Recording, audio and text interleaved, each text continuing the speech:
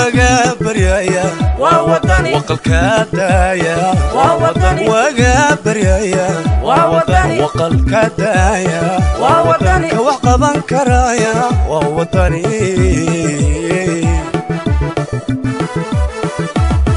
وقابر يا ووطني وقل كدايا ووطني وقابر يا ووطني وقل كدايا ووطني كوقبا كرايا ووطني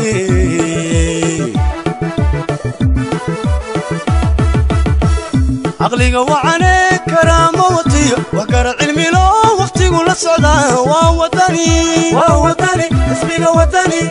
ووطني اسمي وطني عقلي وعني كرامة وطية وقرأ علمي لو وقتي قول السعودة ووطني ووطني اسمي وطني ووطني اسمي وطني نبضك وذا ووطني وحيال هذا النعم ووطني وحب هذا الدورة ووطني وطنك دسيا ووطني بشاد وضطا ووطني وينه للترا ووطني ووطني اسمي وطني ووطني اسمي وطني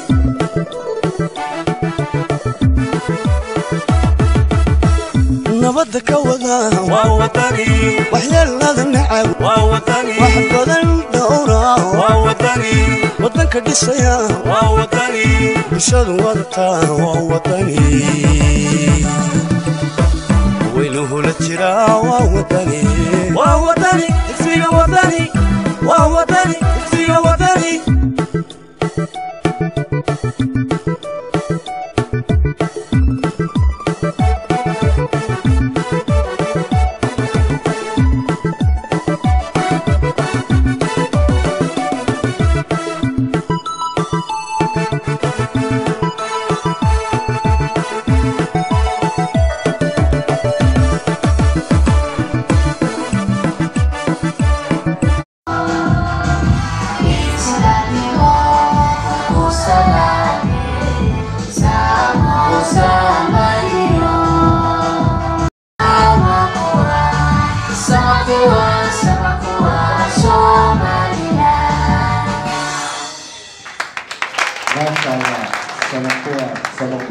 shirweynaha labaad caawa wuxuu barnaamijkiisa uu ka koobsan doonaa barnaamij aad u ballaadhan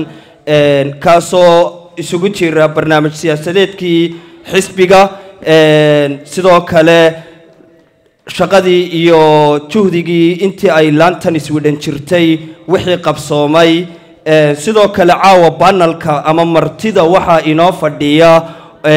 oo aan ka bilaabaya Siciid Saleebaan waa siyaasi xisbiga wadani ah oo reer Sweden ahaana hanti dhowrihii guud ee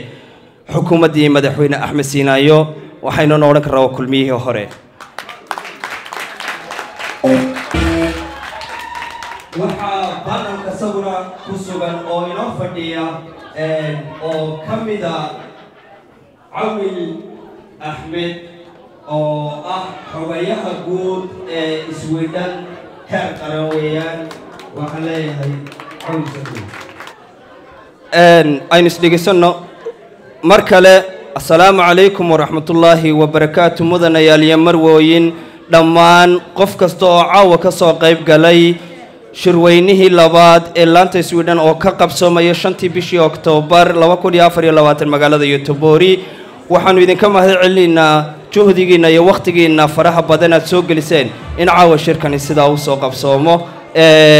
waxaanu leenahay aad iyo aad baad u mahadsantihiin waxaynu u gadagali doonaa waa barnaamijkii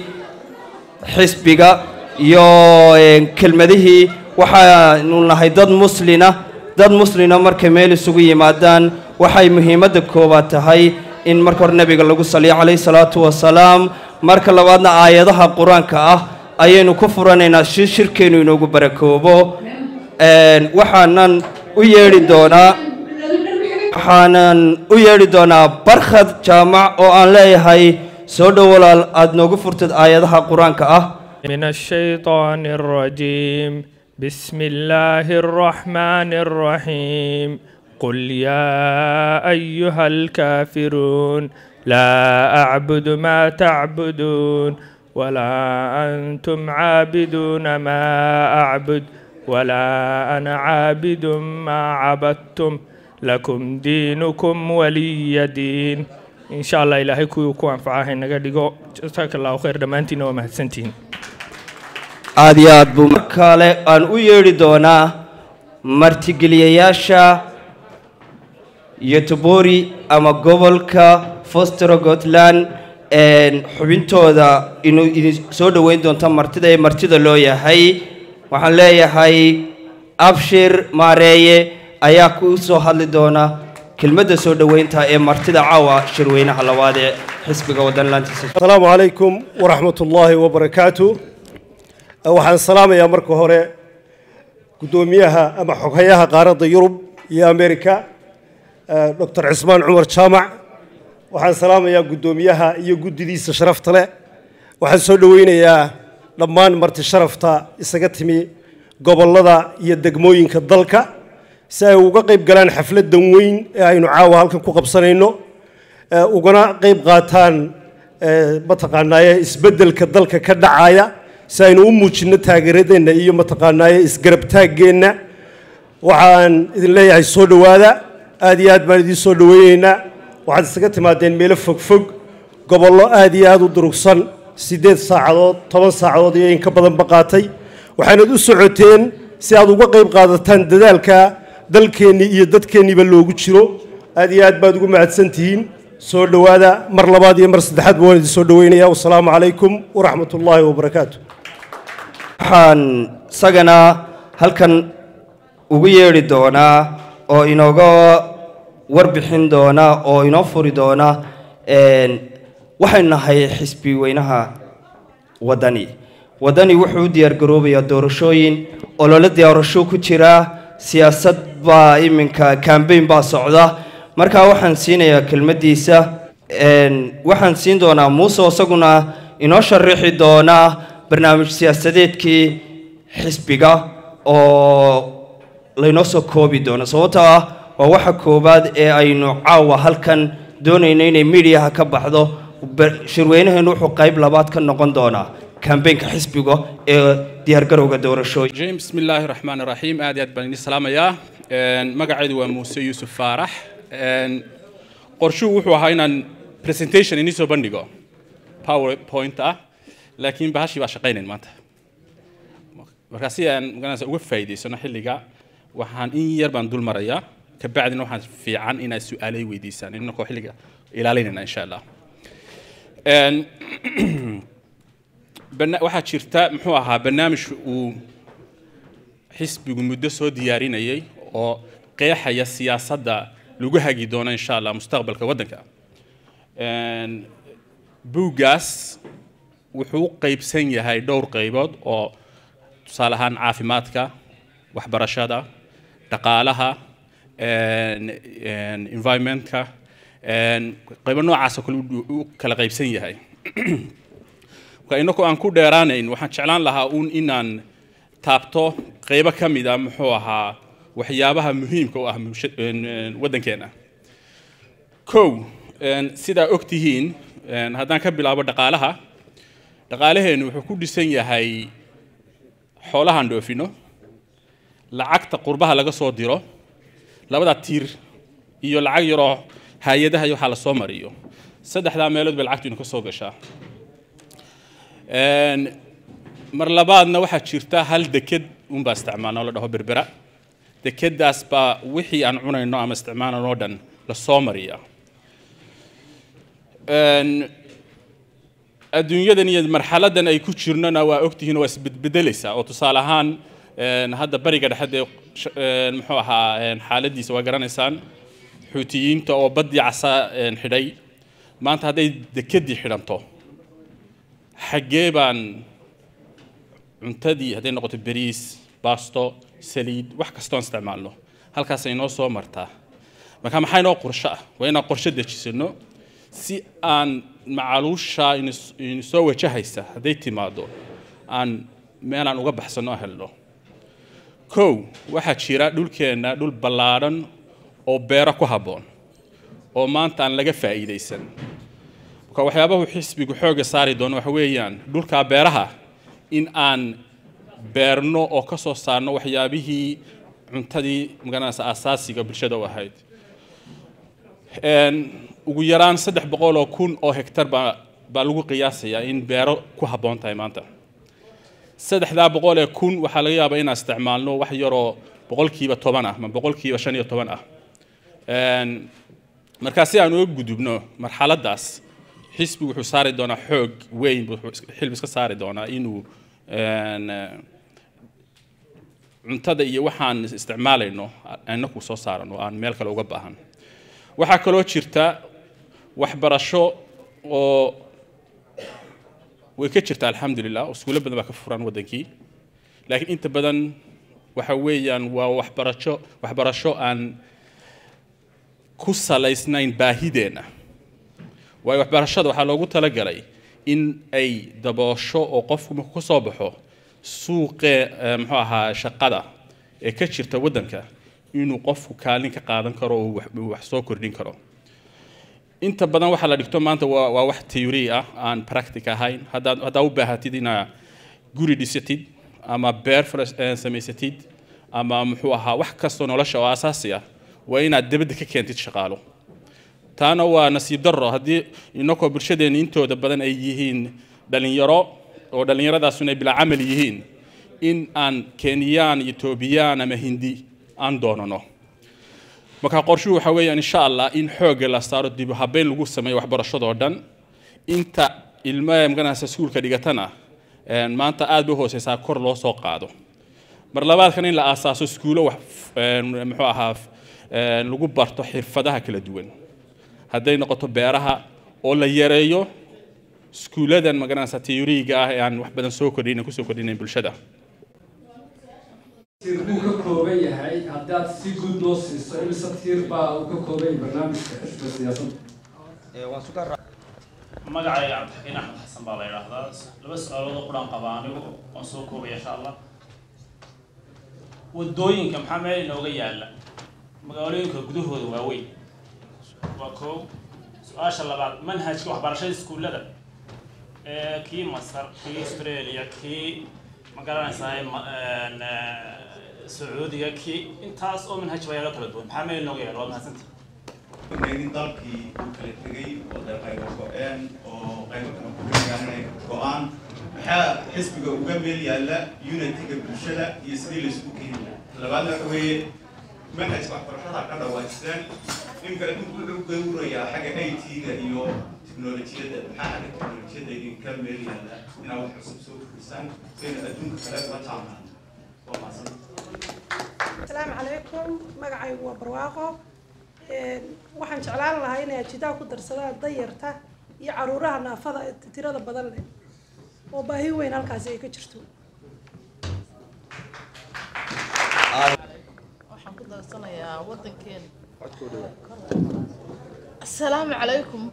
waa anigu su-aashaan ku darsanaya waxa weeyaan wadankeena hadda kolkii hore Somaliland wada joogta bay ahayd imikana waa hal qayb maxaa ka qorshaysan wadani hadduu xilka ku guuleysto in Somaliland oo buuxda keeno bismillah su-aashii maxamed hada ka bilaabo dusha kama hayo laakiin waxaan filayaa inay tahay 13 qaybood inay ka kooban tahay marka insha Allah marka fursad heshaan akhrista Soomaaliga ku qoraya insha Allah halkaas ku joojinaya tii manhajku waa sax waayo lagama shaqayn kow intaan manhajka la qorin waxaan u baahannahay marka hore inaan dadkii qori lahaa manhajka diyaarino iyo ra'yigii muxuu ahaa waxbarashadeenu ay ku dhisnaan lahayd marka laba shay baa aniga sidaan qiyaastayo ugu muhiimsan kow waxa weeyaan marka hore waxbarashadu waa maxay sababta loo baranayo waxa jirta duco aan akhrisano oo la yiraaho اللهم إني أسألك علما نافعا ورزقا طيبا وعملا متقبلا waxbarashadu intaas un bay ku kooban tahay kow علمي أنا لا استعمالي كريم لا أنفع كريم علمي بقى تيرك كوباد أنا كبلا منه واتاس ومحيط هاي waxbarasho kasta oo aan meehna barayno waa inay noqoto mid ay shaqo ku samaysan karaan ama ay ku abuuran karaan ama suuq diyaarsan oo ay ku shaqaysan karaan loo helo koow taas labo in waxbarashada aan u rogno af Soomaali oo hadda luqado kala duwan oo hadday Carabi noqoto ama Ingiriisi noqoto mardo waxa laga yaabaa Ethiopian inay jirto baa wax lagu dhigtaa marka si aan ilmuhu ay uga faa'iideystaan waxbarashadooda waa inay ku helaan muxuu ahaa waxbarasho ku diyaarsan manhaj ku diyaarsan afkooda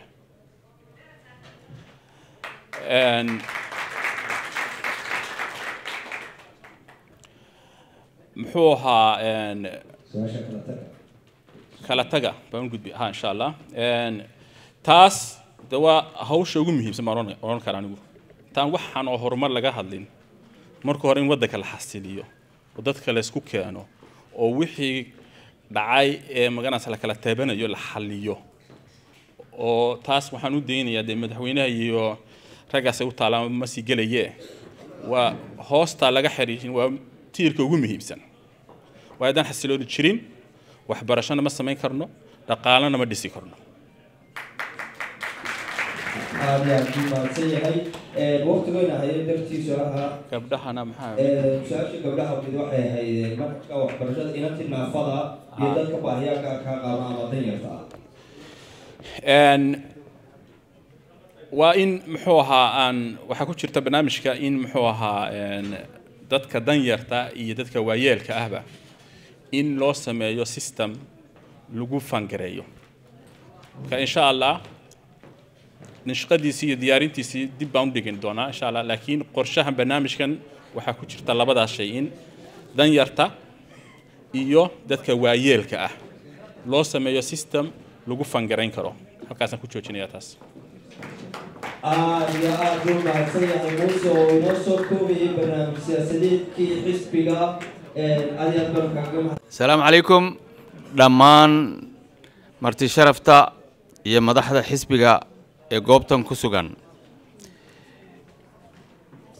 marka hore waxaan leeyahay Somaliland ha noolaato Somaliland ha noolaato xisbiga wadani ha guuleysto wadankeena iyo ciidamadeena iyo isku xirkeena Ilaahay ha noo soo celiyo kuma dheeraanaya hadalka xisbiga wadani waxa laga aasaasay magaalada Stockholm 2011 isagoo urura waxa ka horeeyay laba wadan oo Yurub ah oo midna uu ahaa UK midna uu ahaa Finland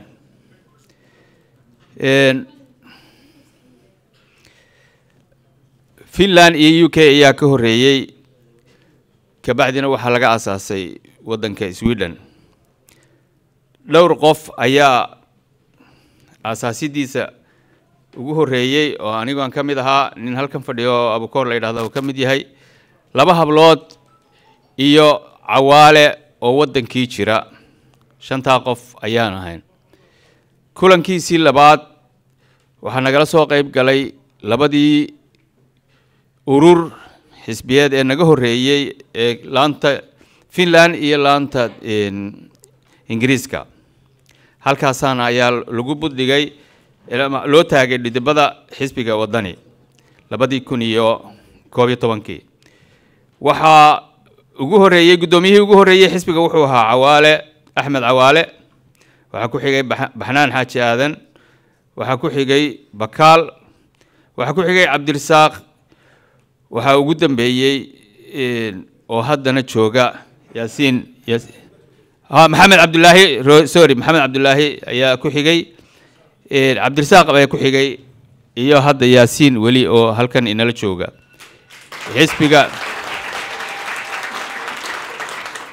xisbiga wadani laantiisa Sweden waxay ahayd laamaha ugu firfircoon tahayna ilaa hadda meelaha xisbiga wadani uu ka dhisan yahay ama wadamada xisbiga wadani ka dhisan yahay inkastoo hadda xisbiga wadani magaalo kasta iyo wadan kastaba uu ka dhisan yahay laakiin wadamada ugu firfircoon ayay ahaayeen wadamada ugu dhaqaale bixin badan ayay ahaayeen wadamada dadkooda iskugu xidhan badan yihiin ayay ahaayeen marka laanta xisbiga ee wadankan Sweden waxay ahayd rukun aad iyo aad u adag oo xisbiga wadani uu ku taagnaa haddana uu ku taagan yahay waa kulankaygii labaad anigoo arinta xisbiga wadani u socda inaan halkan imaado ama halkan soo taago waqtigii uu bakaal hayay ayaan halkan nimi maalin maalmaha kamida bulshadan reer Göteborgna ay nagu soo dhaweeyeen fikradihii aanu doonaynay iyo waxaanu doonaynayna aanu kala hadalay marka aad iyo aad ayaan ugu mahadnaqayaa reer Göteborg iyo siday noo soo dhaweeyeen hadda iyo markii horeba haddana waxaanu doonaynaa oo ku sii dari lahaa wax badan kuma darayo wadankeenu wuxuu u baahan yahay sidii horeba halkan ba looga yiri in wixii qaldamay la saxo in dadkeenii kala tagay la isku soo dhaweeyo marka dadkii la isku soo dhaweeyo ayaa wax la qaban karaa hawsha xisbiga u taala ama barnaamijka xisbiga laantii maxaa la yiraahdaa udubkiisa ugu weyn ama ugu xoog badan ama qodobkiisa ugu muhiimsanina waa taas isku soo xidhkii iyo isku soo celintii wadanka Somaliland iyo dadka ku nool ee kala duwan waa mahadsantihiin intaas ayaan ku soo gabagabeynayaa waana mahadsantihiin وبه نستعينه على أمور الدنيا والدين أما بعد السلام عليكم ورحمة الله وبركاته لما أنت ورد السلام يا رير السويدن يا مرتدى كلاي دين تمدبا إلهي وحن كبر يا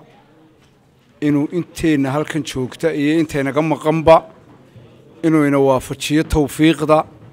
وناجا ولا لماذا يددنimada ilaahay waxaan ka baryayaa dhulkii aynu ka nimid ama aynu leenahay oo arrimihiisu aad inoo quseeyaan inuu ilaahay inoo barwaaqeeyo nabadgeliyo inuu ilaahay ka dhigo ayaan ilaahay ka baryayaa riwaayad bay ku jirtay riwaayadda waxaa matalayeen xasan xaaji cabdilaahi xasan geni iyo nin la oran jiray siidhiye bay haayeenoo aamina cabdilaahi inuu qaba ayuu ku matalayay xasan xaaji cabdilaahi xasan geni dabeed siidhi baa u yimidoo aamini markaa waxay ku matalaysay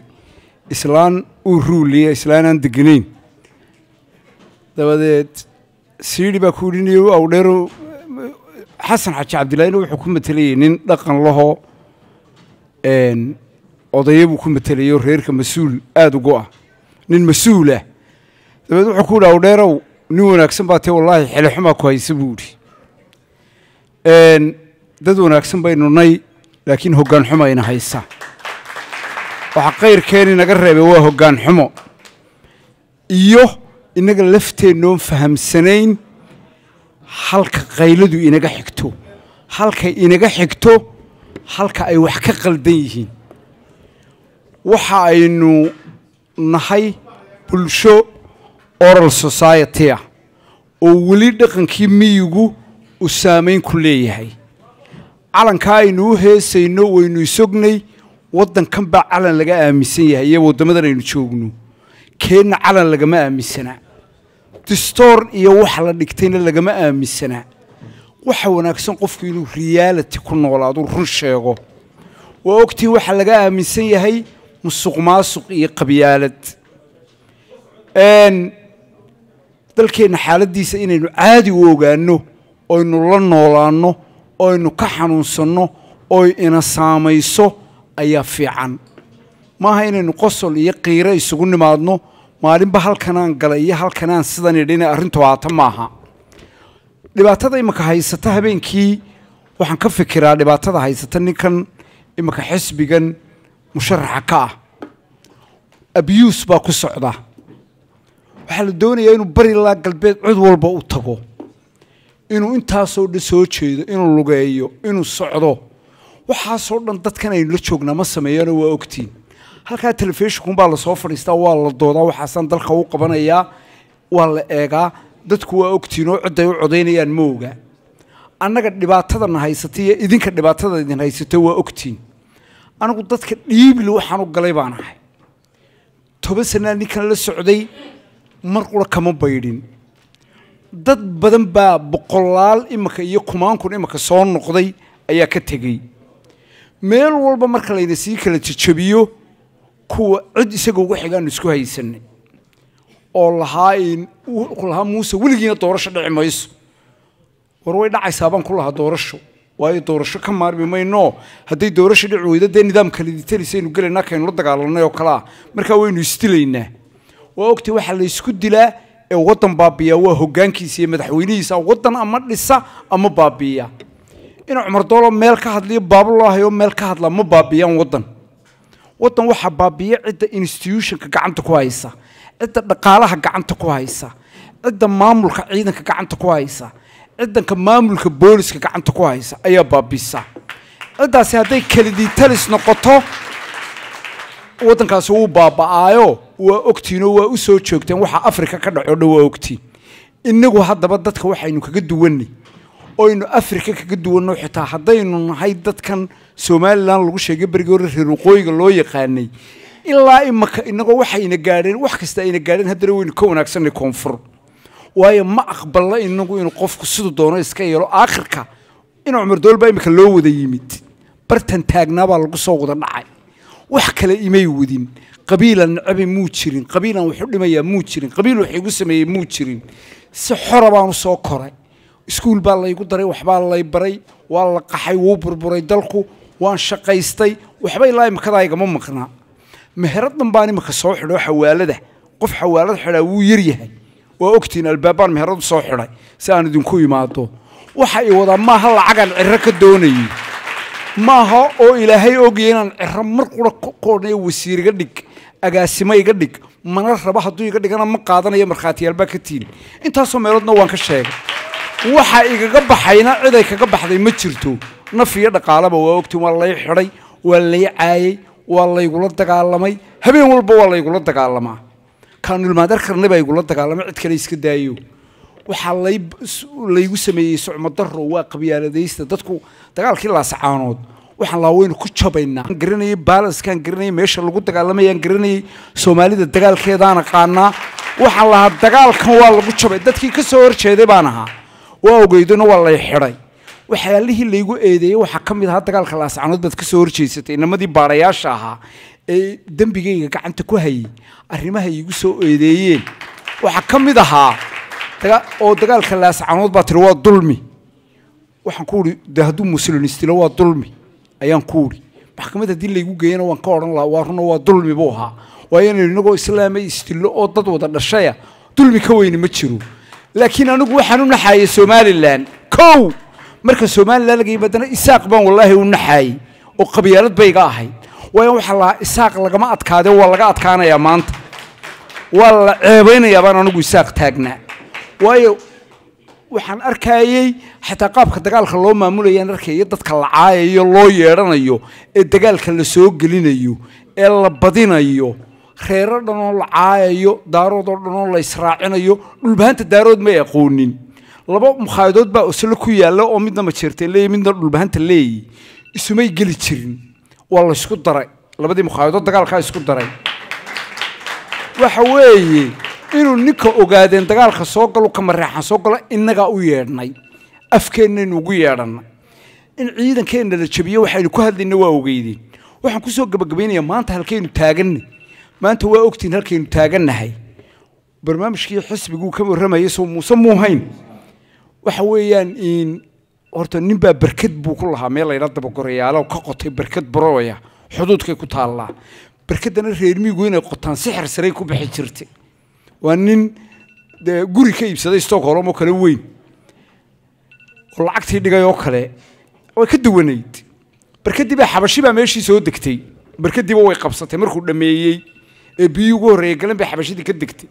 ninkii baa la yidhi xabashidii waa dhowr iyo 60kii baa la yidhi ayaa la yidhi xabashidii Soomaaliya weerarayso waa la istilayay ilaa dirdha baa la yeeraya wala dhaafinaya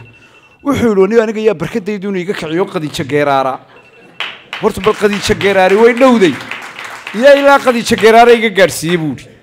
war maanta ha inoo dambaysa inaynu beero falanno inaynu horta waxaasi waa inoo dambeeya inuu ilaahay hayna gaadhsiiyo horta yaa ina dhaafiyo uun nimankan halaaga ah yaa maaha qolo waa niman weliba waa laba ninoo qura meel walba waan ka sheegaa waa muuse biixi iyo maxamed kaahin waxaa isaaq gumeeye somalilan dilay waa labadoodoo qura wallaanay cid kale ahayn waa nimankii siiraanya dhexda u geli jiray waa nimankii cabdiraxmaan tuurkabaa kala baxay waa nimankii uu riyaale cigaalka kaaji kari waayey waa nimankuu riyaale waxba ka maamuli kari waayey waa nimankii siiraanye halkan ogeydeen la maray nimankii baa talada loo dhiibay waxaan lahaa dee halkii ugu sarraysay gaadheenoo maanta dhulkay fadhiisanayaan oo waxay odhanayaan wax walba waa naga diyaare balkaalaya may samaynin midna wuu iska agtaagay oo markhaati unbuu u furayaa midna wuxuu leeyahay aniga tayda mooyaane wax kale ma soconayaanoo somalilandna wuu kala diray dadkii doortay ee isaga u codeeyey ayaa maanta ogtay natiijadooda waxaan idiin sheegayaa markaa xilka ina saarani maaha maanta inaynu qosollo iyo inaynu waxa weeyaan inaynu ummadeennii ilaahayna barina inuu ilaahay doorashadaa nabadgeliyo inoogu qabto inuu isbeddel baana loo baahan yahay waxaan isbeddel ahayn ay ku nabadgelaysaa ma jirto waxaana laynaga doonaya haddaynu qurba joognahay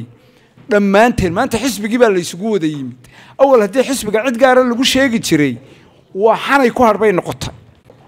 qabiil u shaqeeyey garxajis xitaa ugumay talagelin oo cabdiraxmaan dadkao dhan isu keeno diblomaasiyaddiisa iyo siyaasaddiisa iyo dulqaadkiisa weligii waa ninkaan ninka cabanin weligii waa ninkaan hadal xun laga maqal waa ninkaan markabka ee dadkoo dham ay hareeraha ka fadhiyaan waxa weeyaan maanta waxaa la doonayaa markaa isbeddel baynu u baahannahay isbeddelka ka shaqeeya aadna waan idinku ducaynaya haddaad reertihiin iswiidhan oo dhan dad wanaagsan baa tihiin norway annagu sidan ma aha waa kaa xogeeyey wuu fadhiyaaye 10 qof haddaanu isnaa norway isu keena laysuma keeni karo meel aad iyo aad u wanaagsan meel kale maan tageenoo sweden waan jecelahay waxaan hadalka kusoo gabagabaynayaa doorashaa dhacaysa waxay imaka wadaan inay aakhirka gurigiis imaka isagu ku wareegsantay garaanti gobol walba waa laga soo qabsado waa ogtiin awdal waa laga qabsaday tog dheer sanaag saaxil hargeysa imaka lacagtii la dhex fadhiyaanay kolba inay yar odhanayaan xalayta inan baa ila soo hadlay habeen hore inan baa ila soo hadlay habeen hore ma wallaahi shalay baa markaad ku soo socday wuxuu igu yidhi hebeloo dowladda u shaqeeya ayaa ardaaga iyagii nala shirayoo wuxuu yidhi 100 qof ilaa 300 oo tiro u dhaxaysa ii soo ururiya qodax baa qabsaday xaflad anna mid baan qabsanayaa mansoora guuleed hoteela inanka wuxuu igu yidhi waanu qulbinaynaa gebigeedaba oo wadani baanu ka dhex toosaynaa horta halkaasaynu maraynaa waxaan ku yidhi waxbana ha qulbinin haddaad doontaane lacagtun ka qaato hawba tegina lacagtii baa imika suuqa lala maraya salaxle baa imika generator la geynaya iyo balligubadle iyo goorta waa too late meel aanay weligoo tagin baa imika leeyihin generatorraanu idiin shidaynaa waxa weeyaan on laydhba u baranin iyo tuulooyin aan laydhba u baranoo laambaday dhiibayaan waxa weeyaan imika waxay ku goobatay iyagay ku goobatay imika waxaan arkayay iyagoo raggii burca kaga dhawaaqay ee kulmiye ahaa ee yidhi waanu ka tagnay iyagoo yidhi hadday sheegtaan mar dambe kulmiye ha la xidhxidho horta waxaan xadhig ahayn ma yaqaanaan waxaan cunfi ahayn ma yaqaanaan waxa weeyaan waa tala xumo dadkeennu isma necba way isjecel yihiin waxbay wada cunaan waa dad wada dhashay anigu waxaan idin leeyahay isaaqaan la taliyaa waa harti wuu idinka tegey samaroon yay idinka tegin teello looma dhigan samaroon inan yaroo airboodka ka soo degay oon hubaysnayn oon qoryo sidan oo yidhi war annagu esana maanaan ahayn ayaa airboodka laga qabtay iyadoo ogaan looga jeedo in gobol dhan lagu kiciyo marka waxaynu isku ognahay inaynu ilaahayna barino intaa inuu ilaahay ina dhaafiyo si miyir qabta dabeed aynu talo isugu nimaadno haddaanu nahay dadka ninkaa ku dhowdhow aan ka mid nahayna ma jirayso wixii waddanka la soo mariyey iyada taa ma arkaysaan dib dambaysa hadduu cabdiraxmaan ciri madaxweyne noqdo dadka wixii lahayana waa loo ilaalinayaa taladana waa la wada yeelanayaa waxaan lahaynna maba hayno waxaan la haynin waxa la yidhi waxaanad haysan waxaanad cirka roob ka soo diimaayo cashuurteenna inuu isku darno qurba joogeenna imika innaga intaynu kolba xafad qabanayno intaynu ruwaayad dhigayno dhakhtarradii baa inala fadhiya injineeradii baa inala fadhiya cid walba inala fadhida waa ogtiin cusbitaaladeenna haddaynu imika dhakhtarradan weydiisano qalabka ka baxdaanna siiya oynu dhakhtarradeenna geyno waa tii la xidhay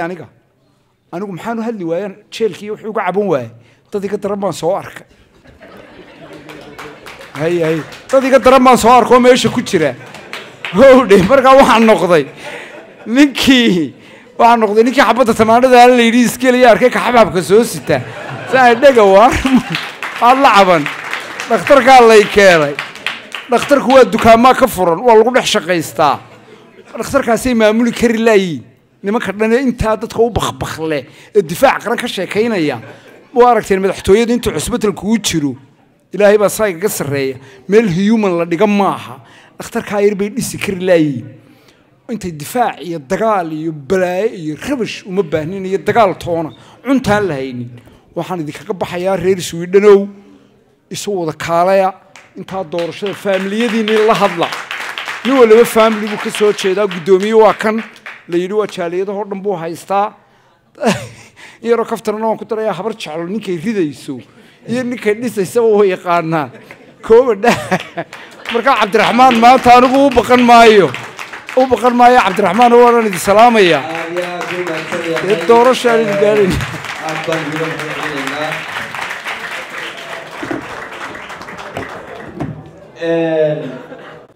wasiirkii hore ee warfaafinta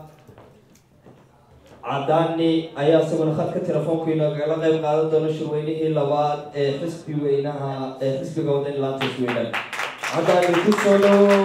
هذا وحفظ يدمان مدحدي إسكندنافيانكا إيو تاغرياشي أو هرانتي سنة كنسليو قدومية وحي قوقع صومي إن عاو هاتو كسو فردق برنامج كيسا إذا كنا آد مرخاتي كنوغتان وحي أيدين قبتين هقاك اللي سومك عاو وحصلوا لي حوالي شعب ويسوي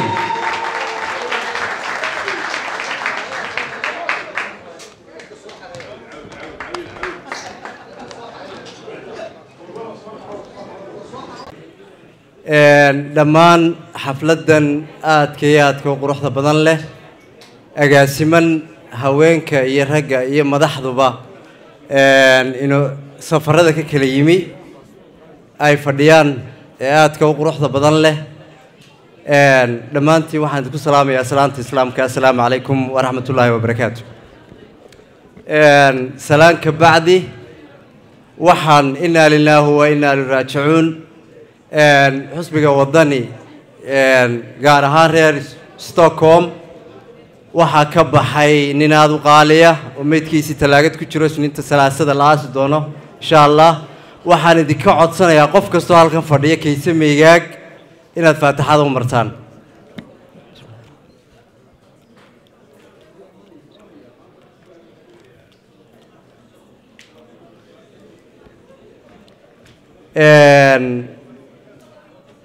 kulli nafsi daaqibtu mawt kulli halkaasaynu wada maraynaa runtii inagu inta laynoo soo jiro war uma hayno wada marxuumta iska wada socda baynu nahay marka madal la iskugu yimaadana mar kasta in ilaahay leys xasuusiyo baa fiican horta nabiga maxamed alayhi salaatu wasalaam ha lagu saliyo inta haddaan ka gudbo haddii aan ka warramo waxaan filayaa maalintii dikreetada aan laanta xusbiga Sweden ku soo baxay waxay ahayd 28 bishii February 7 bilood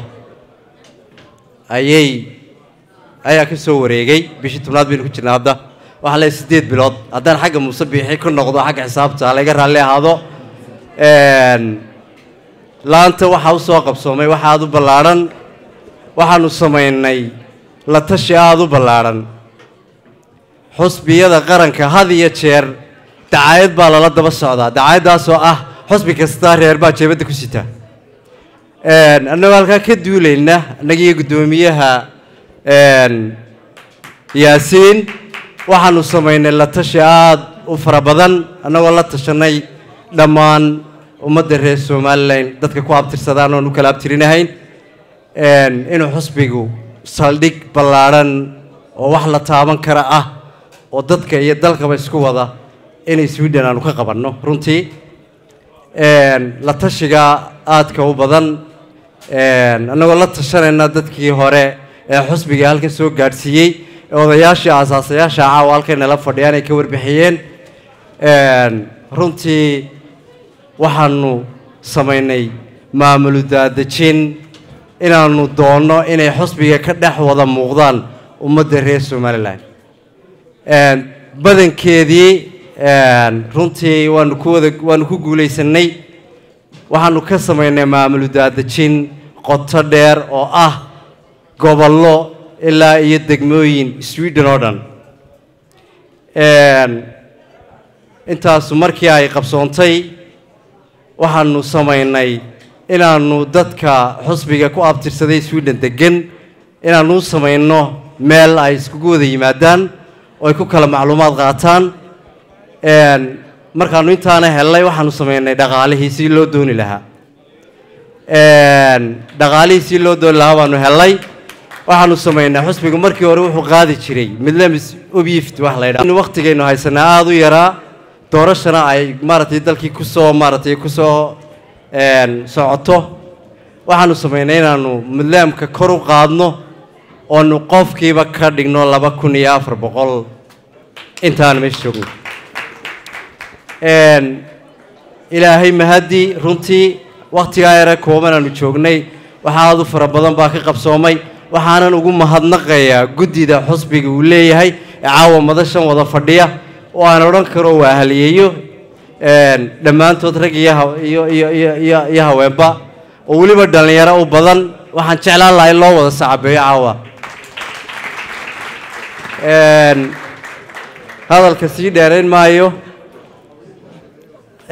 xusbiga waxaanu ku tallaabsanoo kale inaanu samayno inay kaadhadh mudlaam kaadh qof walba loo sameeyo lacagta xusbiga bixiya caawa halkan horteenna yaalla dad badan in ay qaateen inta halkan fadhiday caawa kaadhadhkaa lehina waxaan jecelahay inay ayaguna hadhow aan magacyadooda yeedhin doonno waxaa kaloo jira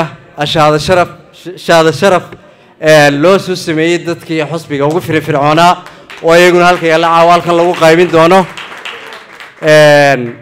anigoon hadalka ku dheeraa lahayn oo waqtiguna maaragtay kolley iska gaaban yahay de Cusmaan Cumar Doolo in badan inaga qosliyey runtii oo liintii kuma soo naaxin isagu iyo liinta baash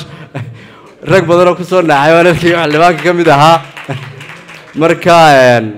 waxaan idin leeyahay mar labaad iyo mar saddexaad aad baa u mahadsantihiin de xusbigii guul baan u rajaynayaa qof kastoo halkan caawa fadhiyana waxaan farayaa oon leeyahay xusbiga waad ogtihiin oo wuxuu noqday dee rajada keliya ee shacabka Soomaaliland maanta maartay ilaashanayo ama uu arkayo waxaan jecelahay Cabdiraxmaan Cabdilaahi Ciro oo ah shakhsiga maanta damalka harka weyn ee Soomaaliland oo dhan harsanayso la isleeyay maanta wuxuu isu keeni karaa dee su'aalaha la isweydiinayay ahaa dadkii dalkii kala tagay ilaahay waxaan uga baryayaa hawl weyn baa hortaale inuu ilaahay maartay hawshaas u fududeeyo aynu ducayno xilku wax sahlan maaha aad iyo aad baan idin salaamay assalaamu calaykum waraxmatullaahi wabarakaatu aad iyo aad buu maashay xogaya kaarka mid ka mid ah iga tag xoghayaha maaliyadda oo inooga warbixin doona halka ay dhaqaalaha laabtu maraya ilaa iyo intii laabta lasoo magacaabay hoggaanka cusub maxamed booshari sacab ha lagu soo dhaweeyo barnaamijka xoghayaha maaliyadda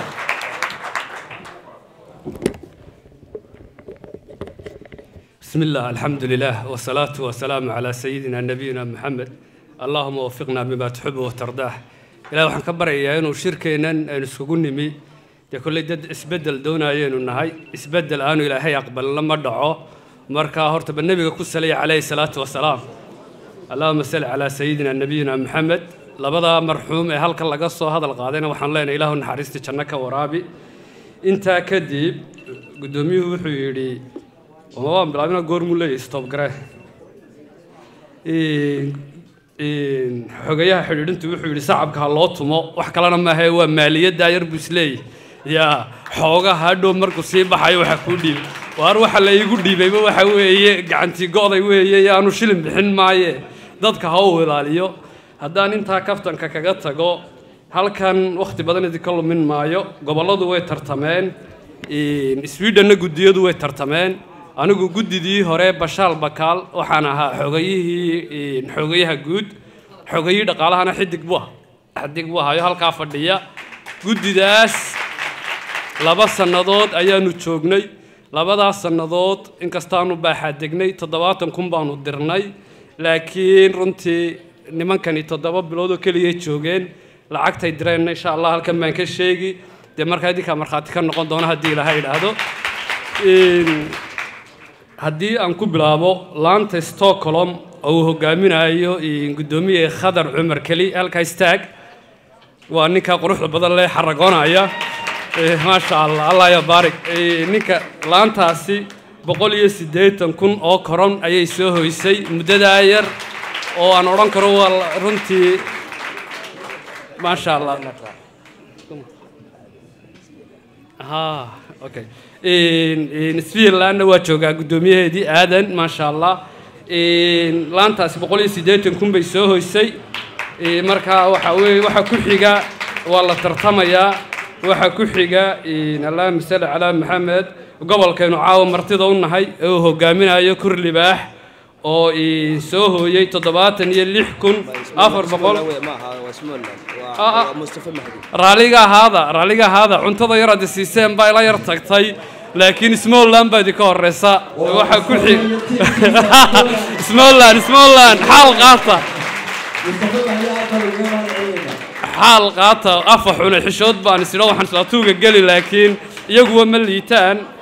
تريجا أي كتران اسمه الله هدان شيء هو بقول أفر كون يسقال بقول اسمه الله صعب كاللاطمه ولي اسمه الله أنا ندي كدره وحيد لامه وجودن بيجي أو جبي جد وصدق بلادو كليه شرته مركا لانتاسي sababta Stockholm 12 sanadood baanu jirnay anigu reer Stockholm baan ahay 12 sanadood baanu jirnay saaxiibka Khadar danka yar taba tago marka laan dhisan bay ahaan jirtay laakiin Smallland laan yar oo imika la dhisay oo inta keentay sacab bay leeyahay runtii ma sha Allah waxa ku xiga laantaynu maanta fadhino gudoomiyaha saaxiibkaanu nahay ee Kurlibaax hogaaminayo waa 76,450 soo istaago ما مصطفى ما الله يعزك واكا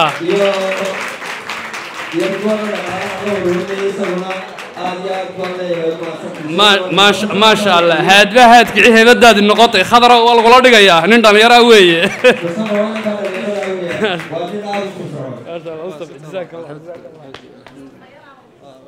Kurlibaax hadda isagu Haarun Macruuf waa magaaladiisa u jooga oo ka halkay la fadhiya Khadar aduguna soo xalka soo istaag waxa kale anu yeedhayaa xabad baan u yeedhinayaa waxaan u yeedhayaa Iskoone oo ay ka joogto Bahja ma joogta maanta Iskoone yaa inoo matalayo cid ma ka timi reer Iskoone gudoomiye ku xigeenkii Iskoone jooga marka isaga insha Allah 30,000 bay soo direen Iskoone runtii waa gobol aad u weyn waa maalmo iyo inta soo dhoon inta kamaan naan fileen laakiin haddana yeelkadooda way dadaaleen jazaakumullah khayr ballan waxaan u yeedhayaa Australia oo yana 13,300 soo dirtay Xaliimo hadday joogto Farxaan hood baa ka jooga Farxaan soo kacdiguna waxaan u yeedhayaa Fastros oo yana maaragtay laamihii runtii ugu lacagta badnaaya Fastros waa 74,600 yaa ka jooga qadan meeday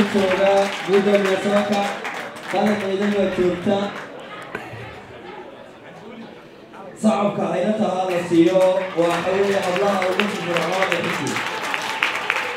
runtii markaad eegto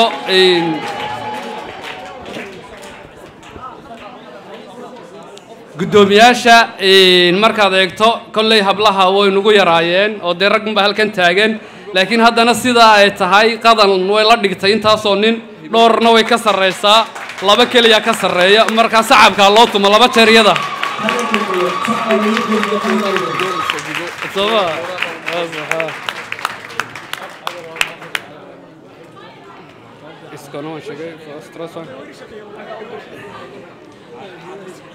waxa ay dhiman caara saciid mee وقبل ير أو يسقونا هذا دد بدن شوقين كوبيا لبعتهم كن يبقى قلبي كنن هاللان مركز صعب كالوت معارنا haddii aan totalka idii sheego lacagtaas soo hoyatay markaan isku darno waxa weeye xalimo waxa joogay imtixaan baa joogay qaadan soo dhow ما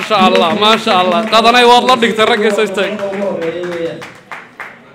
أنيس إسماعيل باجدنا كمقنين وقرب كذا تاجن وأخذ بها يكون شو بدون كحيين كلية أنيسنا أبيض السلام ما شاء الله intaasi totalka lacagta aynu soo hoynay waxa weeye 500 iyo 350 lacagtaasi koontada ururka ayay ku soo dhacday waxaan in yar aynu dirnay oo aynu 2-3 bilood ka hor aynu dirnay mooye intii kalena koontada ku jirtaa waxaan idinku bishaareynaya lacagta inaynu wiigan soo socdo dirano sababtoo ah gudidii wana la soo hadlay gudoomiyaha wala la soo hadlay waxa dhigay lacagtaana ha la soo diro sida awgeed lacagtaasi idinkeedii ka timi oo dhammaan intiina halka fadhiday inta naga maqan ka timi totalka lacagtu waa 500,350 weeye haddii aan maskaxdu xisaabtan waan ku fiicnaa berigan yaraa marka kolley waxa ma khaldin bishan xisaabteedu kuma jirto oo waa iyaduna soo socota haddii la yiraahdo xisaab xidhka waxaan ku joojiyay bishii hore lacag soo dhacday marka waxaan idin sheegayaa insha Allah lacagta sidii aad ugu tala gasheen inaynu u dirno xusbigiina gaadho aad iyo aad baan idinka mahadnaqayaa jazaakumullah urubru waxa laga hayaa 22 lacagtaasi wali akoonkayga may soo gaadhin laakiin gacanta lagu hayaa akoonkana waa lagu soo shubayaa jamaal sacabka loo tumay isagana صعب بدن هاللوتو جمال ودد علي أوروبرو ولي قد حكم أي من جرين عبد الفتاح صاحب قال هالك فديا رنتي أوروبرو وحسب لامي هي هراء ما ركتي 17 كي دقالك قليبه هاد لكن سنة كم بيك حوجه مركا آد أيام وجوم هادنا قيا جد ديني لعقت دي صور ورسيواكا dadweyne hina waa ka aad iyo aad waan idin kala dhaxbaxay jazaakumullahu khayr baan leeyahay ilaahu nagu astura barnaamijkeennii waynu ku sii socon doonaa halkan caawa hal-abuur baa inala jooga madax baa inala joogta waxaan doonayaa inaan u yeedho abwaan weyn mubaarig قرب حي وأبوين وعاو وحي وحن نظرية طوفان وطني وراعيا وإن الله يقال صعب هذا المسؤولية وحن العسل إن وقت تركب بيا لا وقت بينو إلى اليوم أو قرب حي فرحة وحوي لأن الله مسعى وحي مدون ما كوش عليا بتزيد إلى يوم هل كان كغرق ما ضل حسبك xisbigiinii baan ku biirayaa marka gudoomiyuhu waana idin salaamayay uuna idin soo hambaliyeynayay barnaamijka quruxda badan ee qabateen intaa ka hor waxaan doonayaa laba kelmadood oo gaaban inaan idhaahdo waxaan ahaa ninkii ugu horeeyay ee sameeyay xees xisbiga kulmiye leeyahay oo la yiraahdo inagu kulmiyeynu nahay waxaan ahaa gudoomiyihii jaaliyadda Gothenburg ama Göteborg ee reer Somaliland waxa daadku marka uu socdo waa laga horbaydhaa haddii kale waa la raacaa haddaad ka hor timaaddo wuu ku jiidanayaa waxaan leeyahay guushu way muuqataa tigaadi iyada laacda xisbiga waddani waxa aan rajaynayaa maalmahan 39 maalmood kadib in cabdiraxmaan maxamed cabdilaahi cirro uu yahay madaxweynaha qaranka Somaliland sida awadeed in guusha la keenaa halgankeedu waa la galaa laakiin hanashadeeda ayaa u baahan waxa uu dhaxlayaa dal la kala qaybiyey dal ciidamadiisii ummadiisii bulshadiisii la qaybiyey sida awadeed waxa farxad weyn ah caawa inaan ka mid noqdo xisbigii guusha ee waddani waxaan rajaynayaa hore u soo shaqayseen hawl fara badan baa soo qabateen nasta inaannu idin odhan doonno intiinii hawsha ku jirtay ee soo daalay ee barnaamijyadan soo galay waxaan leeyahay meel wanaagsan baa soo gaadhsiiseen guushii baa keenteen waynu ku mintidi doonnaa waxaan hubaa abwaanadu waxbay saadaaliyaan doorasho aanan saadaalin oo aanan sidii aan u sheegay aanu dhicin way yar tahay garabdaar ma lihi laakiin waxaan ogahay cabdiraxmaan maxamed cabdilaahi 8 ama 9 maalmood kadib sidaa aan sheegay inuu madaxweynaha qaranka yahay haddii ay tahay aqoon-yahankii haddii ay tahay waxgaradkii haddii ay tahay xeerbeegtidii hadday tahay suugaanyahankii hadday tahay dhaqanyaqaankii hadday tahay beelihii somalilan halkan baa la isugu yimi waddani baa la isugu yimi ummaddii waxa ay u baahan tahay cid hoggaamisa somalilan waxay u baahan tahay cid hanata somalilan waxay u baahan tahay cid isu keenta somalilan waxay u baahan tahay cid wada jirkeeda ilaalisa somalilan waxay u baahan tahay cid shaqo u abuurta somalilan waxay u baahan tahay cid waxbarashadeeda tayaysa somalilan waxay u baahan tahay cashuurteeda cid u ilaalisa oo dhaqaalaheeda wax ugu qabata waddooyinka biyaha caafimaadka adeegyada iyo adeega bulshada wax ka qabata ay somalilan u baahan tahay waxa aan hubaa cabdiraxmaan maxamed cabdilaahi inuu yahay ninkii ku habboonaa ee booska iyo kaalintaa buuxin lahaa waxa aan dooda hadalkayga ku koobayaa waxaa jira heeso fara badan baan sameeyey toddobaadadan waxaan rajaynayaa qaarkood inay soo bixi doonaan xidigaha qaar baan u diray odagan abtiga ee cismaan cumar doolqaar buu ogyahay oo nimcadegan baa qaadi doonto la yidhaahdo erayadeeda qaar baan way la xamaysan yihiin halkan bay ku jiraan way codaysan yihiin muusigu uu tuman yahay waxaan rajaynayaa in aan ku soo koobayaa oo aan leeyahay doorkii horaa la dayaamayo duubkiiyo xilkii dalow laga ridee nin dulqaad lahoo diblomaasiyo deeqda iyo dood diin lagu xusho daadihiyabay bulsha doorato isku duubniday dantu magansatee daadays mar kale hala doonan inay dadkoo wada jiraa dawadii tahee daacad iyo waddani u diyaargarow waxa aan leeyahay oo aan kelmad kale ku odhanayaa kuwa maanta rajo ka sii qaba ee isle xukuumadda kulmiyaa soo noqon doonta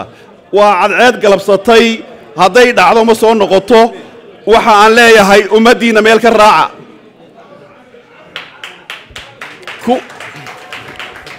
ta aan ku koobayaa waxa weeye waddani baynu wada nahay maanta laga bilaabo dadku waa waddani anigu waxaan ahay waddani adigu waxaa tahay waddani isagu wuxuu yahay waddani dhammaan waxaan nahay waddani aad iyo aad ba u mahadsantihiin wasalaamu calaykum waraxmatullahi martidaynu u gudageli doonaa barnaamijkii xisbiga hadday maaliyaddii tahay iyo barnaamijkii laantaba waa laga warbixiyey waad ka wada dhereegsantihiin waxaan u yeedhayaa oo aan ku xigsiin doonaa halkan haweenka ugamaan yeedhin ikraam biciid denmark sacab ha lagu soo dhoweeyo waa marti waa guddida waddamada skandinafiyanka inooga yimi weeyaanee safarka dheer inoo soo galay ha la soo dhoweeyo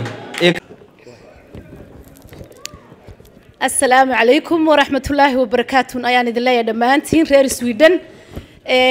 واحد مودا ماشى اللي يسوق كان يراي وحاسو ضد اللي يسوق يراي إنه بس يراته وايو تشن دقيقة سو سعودي بانك قرنيا إن أنسوكي عبك رواية سومري كرواية ماشى مقعيقة واحد لا يراي إكرام حسين يوسف إكرام بعيد بالله يرا ريكوبن هيجن بانا هاي هل كانوا حيلا سعودين كلو يدنا ودنيا دوينا ونمعاه في خرف الليلة نمعاه أحمد إبراهيم تذكر بدن أو نسوي قرنا إنه أو هلجن كأنه أونلاين كون كجودة شرنا أنا ولي جاي سيس أرق أيام ما أنت هلكن شوجا أو هلكن شوجا قارلين لسوسية يا قارلين طلعوا قردونا بقى بيعت ولا لا سلام ولا لا خير إن هلجن دير بينو قلّي هلجن دير بينو قلّي وما سمعلينا يا ما أنت إنه تشيبسن لهين إنه أورن لهين دبيلو يدوفانا أيانا لقاضي وطني يسبدل كي أنو دوني نماها ولي ما ينان قاعدين هيرك إنه دوني ولي ما ينان قاعدين هلك إنه ربني سومالي لان أو بدبادة وباهن أيانا نصيب درو إنه إن إسبدل كلا دونينا سومالي لان أو باهن إلا بدبادية أينو بدبادة لا دونينا jiilkeenna dambe jiilka uu sii dhalo ayaa dhaxli doona maanta isbeddelka aynu raadinayno isbeddelka aynu raadinayno ma aha inaynu maanta inagoo wadaniya oo qabiilkeennu yahay orange-ka aynu ku fadhiisino madaxweyne orange ma aha in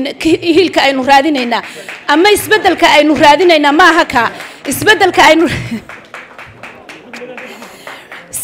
aynu raadinaynaa mahadsaninaadeen isbeddelka aynu raadinaynaa waa isbeddel 500 ee sannadood ee soo socota in aynu dhaxal uga tagno dhalinteenna inaynu dhaxal uga tagno inuu inagu soo baxo ama uu inagu kaco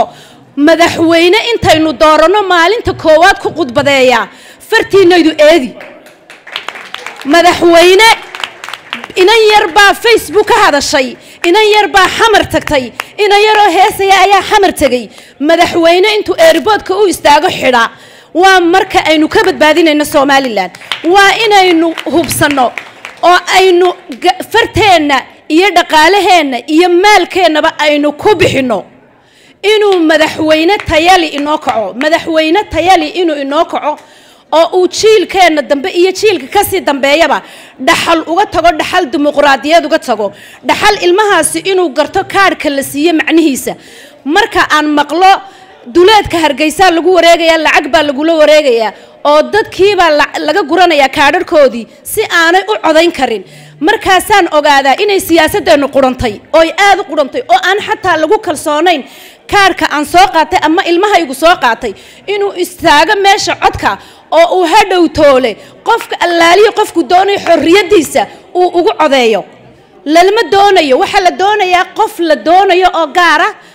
inuu loo codeeyo waa inaynu taa ka taxadirno dumarka markasta waxa la yiraahdaa walaaladii xagga dumarkan xoogu eegaya iga raaliyaada xagga dumarka markasta waxa la yiraahdaa garabkii dumarka garab dumar ma jiro dumarku waa laf dhabartii xusbi kasta dumarku iyaga maalkooda dhiga dumarku ilaa iyo xafladaha la qabanayo iyo campaign-yada lagu jiro iyo magaalo marka loo baxayo dumarku kuwa waxa soo dhan isku soo dubarida weeyaan dumarku waa kuwa markay wax kala waayaan dahabkooda iibiyo ee dahabkooda dhiga hayaraysanina waligiina hayeelina walaalayaal dumarow walaaladay waligiin hayeelina in la yidhaa garabaad tihiin dhabarka xisbi kasta ayaa tihiin haddaad tihiin dumarka dalkeenu maanta waxa uu ku dhisay 70 gabar shaqaysa ta jaadka iibisa ta dukaanka haysa ta tamaandhada suuqa ku iibisa ta xisbiyada daba orada ee daba haflaysa guryaha la dhisay xataa islaamaha daba orda waxa la yiraahdaa daba hafleeya soo ma horta meel aynu ka maqanay maadaama aanay jirin in layna yidhaa garabaatiin horta waa inaynu diidno waa inaynu ogaano inaynu laf dhabartiinahay kuna xisaabtano laf dhabarnimanteena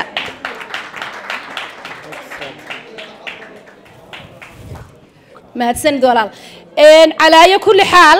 sidaan horeydu ku sheegay waynu iska qiiraysanay hadda isbedel weyn baynu arknaa